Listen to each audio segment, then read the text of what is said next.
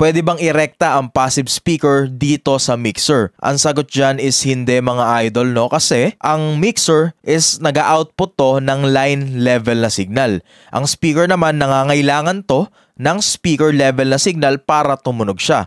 Ano ba tong line level tsaka speaker level signal na to? So sa audio kasi kapag nagsisetup tayo ng mga audio system, may tatlong audio signal tayong ma-encounter. Una dyan is syempre yung microphone level, which is yun yung level na ina-output ng ating mga microphone.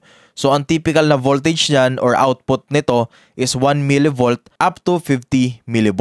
So sa audio signal, ito yung pinakamahina kasi yung output nito is nanggagaling mismo doon sa microphone. Then yung microphone level signal na yan, para magamit siya ng mixer, kailangan itong i-convert into line level, which is syempre yun nga yung mismong ginagawa nung gain, no, doon sa ating mga mixer. So from microphone level, ibuboost ng mixer yan ng 0.775 volts up to 1.23 volts, no? So magiging line level na siya. Then from mixer, i-output yan dito sa amplifier natin, which is mag-output naman ng speaker level na audio signal. Nagra-range ito ng 20 volts up to 200 volts. So kung babalikan natin, 'di ba? Dahil nga line level ang output ng mixer, so ilang volts lang 'yon? 1.23 volts, no?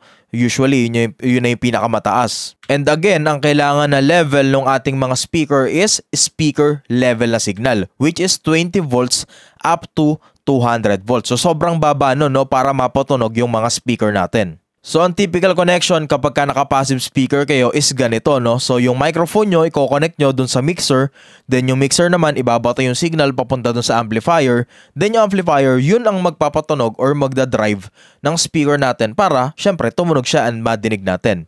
So again, mic level signal, pag dumaan yan sa mixer, magiging line level signal na siya. Then yung line level signal na yon is magiging speaker level naman kapag dumaan na sa amplifier, and yun na yung magpapatunog doon sa speaker natin. Pero in some cases, no, pwede nyong irekta ang passive speaker sa mga mixer. Pero kung ganito lamang yung mixer nyo. So kung mayroon kayong gantong mixer, ang tawag dito mga idol is powered mixer. So basically mixer to na pinagsama at saka yung amplifier. So kaya naging powered mixer siya.